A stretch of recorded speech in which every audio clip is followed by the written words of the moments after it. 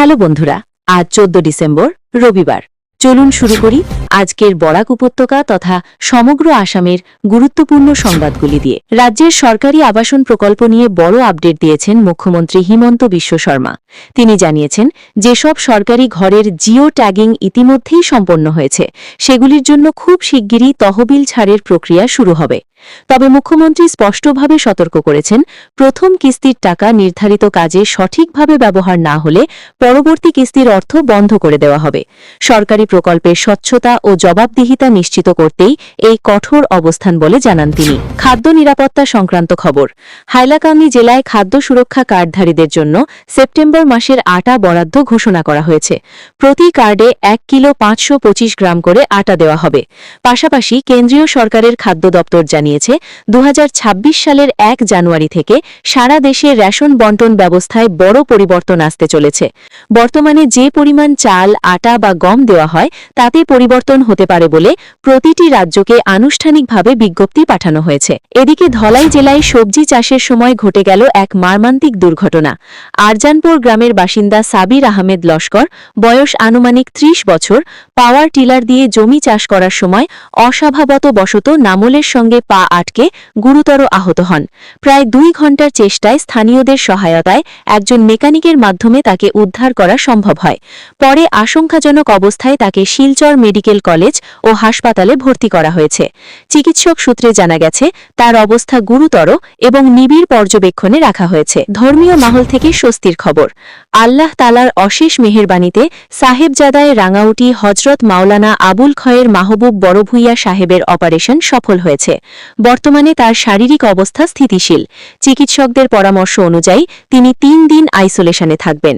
তার দ্রুত আরোগ্যের জন্য সকলের কাছে দোয়া কামনা করা হয়েছে। নিরাপত্তা ও আইন শৃঙ্খলা সংক্রান্ত খবরে আসা যাক। কালাইনছড়ায় বড়সড় পুলিশি অভিযানে বিপুল পরিমাণ বার্মিজ সিগারেট উদ্ধার হয়েছে।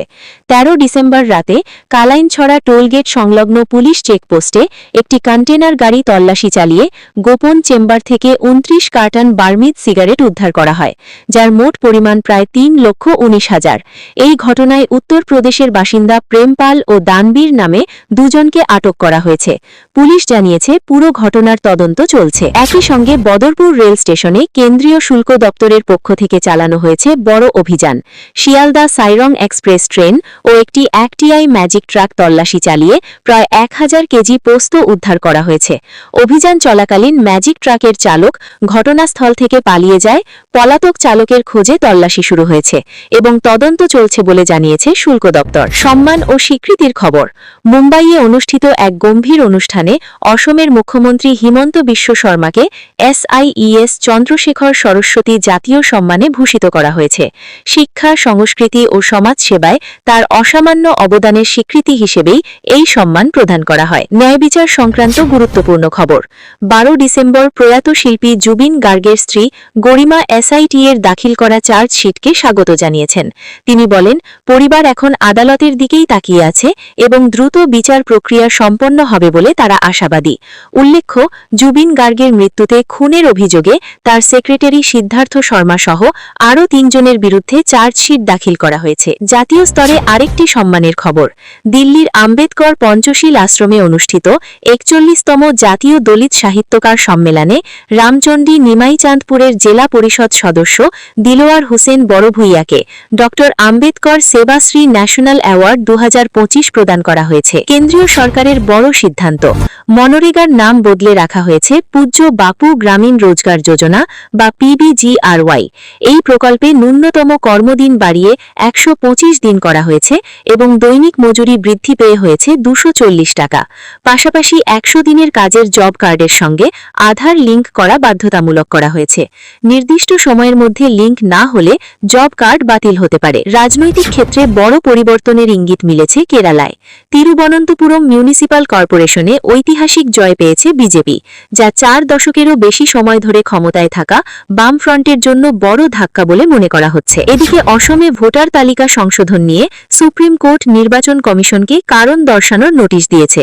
পাশাপাশি কেন্দ্রীয় মন্ত্রিসভা 2027 সালের জনগণনার জন্য 11,718 কোটি টাকা বরাদ্দ করেছে, যা অনলাইন মাধ্যমে এবং জাতি গণনার হিসাব সহ সম্পন্ন হবে। নিরাপত্তা সংক্রান্ত আরেকটি খবর। কাছাড় জেলার হিলারা রেল স্টেশন থেকে 7 জন রোহিঙ্গাকে আটক করা হয়েছে।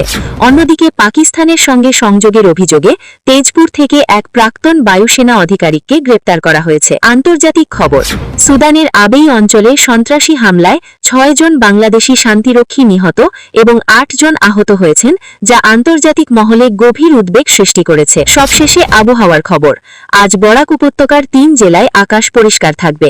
3 জেলায় সর্বোচ্চ তাপমাত্রা প্রায় 26 ডিগ্রি সেলসিয়াসের এবং ন্যূনতম 11 ডিগ্রি সেলসিয়াসের কাছাকাছি থাকবে। এই ছিল আজকের বিশেষ সংবাদ।